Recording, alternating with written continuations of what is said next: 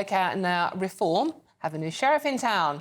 Well, a potential new chancellor, as recent Tory defector Robert Jenrick is set to assume the new role, pipping rivals to the post. Zia Yusuf, Reform's policy chief, is expected to become Home Affairs spokesman, and the deputy leader, Richard Tice, is likely to be given a new portfolio combining the energy and business briefs. But with rumours the role of Chancellor would go to Nigel Farage's right-hand man, Richard Tice, has Robert Jenrick jumped out of the fire and into the frying pan by causing tensions in Reform? Joining us now to put the rumours to rest is Head of Policy UK, Reform UK, Zia Yusef. Zia, thank you so much for joining us. I know you're very, very busy this weekend. So many questions to ask you. Right, let's cut straight to the chase on this one. Has Robert Jenrick nicked your job? Well, firstly, let me correct what you just said there. We're not rivals, myself, Richard and Robert. We're on the same team. We are very much working towards not just basically beating the Conservative Party to be the primary centre-right party in this country, but of course making Nigel Farage our Prime Minister. You know, here's the other really important thing. There's going to be obviously far more people that we're going to need in a reform cabinet. You know, some of those people GB News viewers will be familiar with. Some of those people Nigel will present those people to the people of this country in the coming months and years. So look, I just want to be crystal clear with regards to these reports. Nigel will make those decisions in his own good time. So of course, people are going to speculate all sorts of things. But, you know, I speak to Robert, I speak to Richard almost every day. We're very, very excited about Reform's position. Nigel continues to be the bookmaker's favourite to be the next Prime Minister, but we can't take anything for granted. We've got to keep working to get our message out there to the people of Britain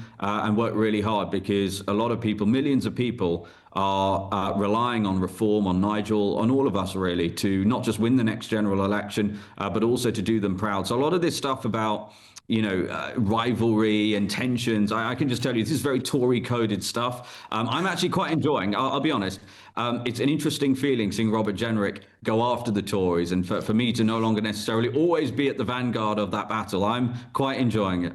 Yes, indeed. What do you make of the spat he had with Kemi Badenoch this week with the release of the WhatsApp messages? And, you know, there's a special place in hell for you, Robert Jenrick. All Robert did was respond to the claim from Kemi Badenoch that he was lying. And let's put all of this into context, right? So Robert wrote an article, I think it was in the Daily Mail, saying that Britain should stop spending such ridiculous amounts on foreign aid and start investing that money in things that actually directly benefit the British people. That is not controversial. That's just common sense. I mean, the Tories spent north of £260 billion on foreign aid and related activities adjusted for inflation. Think what we could have done with that money. And instead of taking that seriously, he obviously got a volley of abuse. And then Kemi Badenoch called him a liar. If you say that, then I think Robert would be doing himself and frankly Reform a disservice if he didn't basically provide receipts, which he has now done. But he did, playing devil's advocate here, he did have a go at Camilla Tominey of The Telegraph for releasing private WhatsApp messages. He said she shouldn't have done that, and then he goes and does the same thing. Well, look, I mean, firstly, I think there is fundamentally a difference between, look, first of all, everyone is entitled to do whatever they want in that respect, as long as you're not breaking the law, right? I think the point people were making with regards to a journalist, you know, I know Camilla, I have a lot of respect for her. People can make their own decisions about that. I think in the end, Robert was being assailed by the official leader of the opposition as a liar in the national press. And I think if that happens, I think you'd be foolish to not actually correct the record, because it's actually really important the British people understand what it is we are dealing with in the Tory party. And look, Robert has obviously got a lot of experience of that. The reason he has joined us, and I've spent a lot of time with Robert now since he joined us. I had dinner with him again the other night. This is, again, I keep saying this is a thoughtful man who really knows better than anyone actually in Reform, in terms of first-hand experience of these characters, how much the Tories did to betray the British people. And I hope people can already see how dedicated he is to making sure that they never get a chance to do that again, but of course, most importantly, making Nigel Farage our next Prime Minister. So, Zia, if you were going to use the phrase yourself, there's a special place in hell for you, which politician would you aim it at?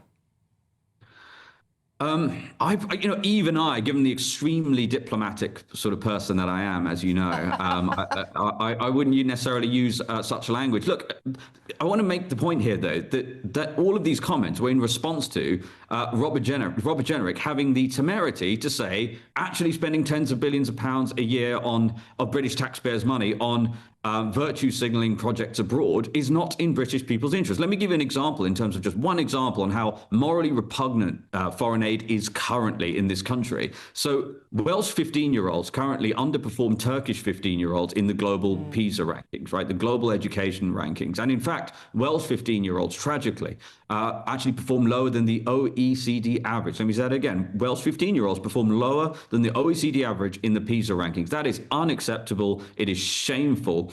And you know what? We've spent hundreds of millions of pounds on foreign aid to Turkey. People watching this program who paid their taxes have been hundreds of millions have been sent to Turkey, and Turkish 15-year-olds are outperforming Welsh 15-year-olds. That is just one example. Look, should Britain one day aspire to be able to have a foreign aid budget? Yes, at some point when we're a prosperous, powerful country on the world stage. And here's the other thing. You often hear Tories, Lib Dems, Labour say, no, we need this foreign aid money because it gives us soft power. Again, north of £200 billion shipped abroad in terms of foreign aid over the last couple of decades. Does Britain feel more powerful on the world stage? Do we feel prouder? Do we feel like we have more influence? Quite the opposite. I also want to just address this Chagosian thing, because I don't know if it's really sunk in for everybody that Nigel Farage has just managed one of the most extraordinary diplomatic interventions for somebody who isn't actually in the government in my lifetime. He has managed to stop this awful Chagos bill from going through as a result of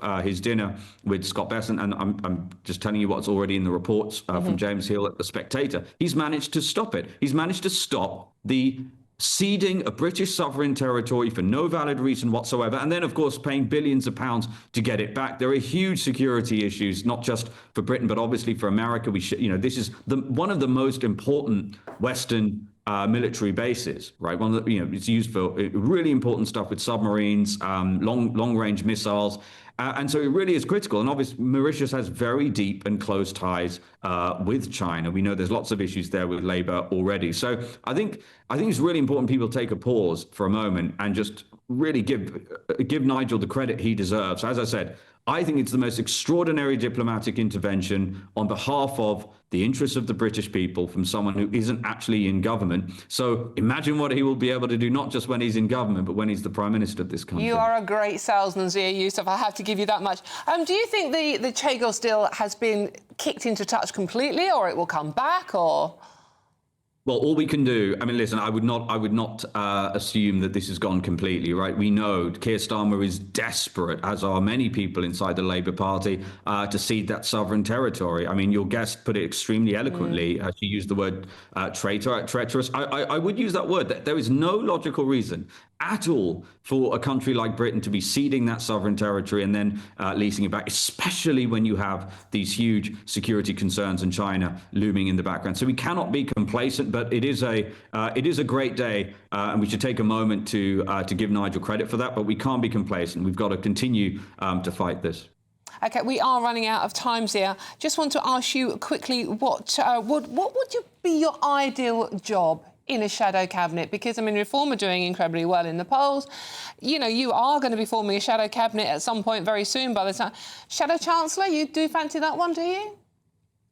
Look, Nigel is going to make those decisions in good time when he is ready. Look, I came into politics not because I wanted a particular job in a cabinet. I came into politics before Nigel was even an MP.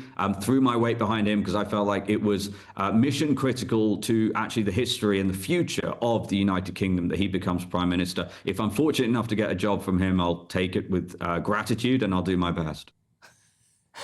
Spoken like a proper cabinet minister there, Zia Yusuf. Zia, just finally, one very quick question. Do you think if and when we have a Reform government, our relationship with that special relationship with America will be much better now? I hope so. I hope it will. I think I will say this, though. It is more important than ever, right, that Britain can stand on its own 2 feet. Look, the reality is not since World War II, frankly, has economic might and hard military power been more important. That is just a fact. The world order is changing. And so if we don't wake up and Britain does not get rid of this insane energy policy, stop unilaterally, economically and militarily disarming. You have Zach Polanski, of course, out there currently polling at 15 to 20%, saying he wants to unilaterally destroy our nuclear deterrent. So we have to rebuild economically, rearm and compete on the world stage. And that is what Nigel will do as Prime Minister. That's what a reformed government will deliver. OK, and Zia, just finally and quickly, somewhat cheekily, if you had to arm wrestle Robert Jenrick for the position of Shadow Chancellor, who's going to win? Almost certainly me. Zia, thank you so much. Always great fun to talk to you. That's our Head of Policy, Reform UK, Zia Yusuf. Thank you very much there.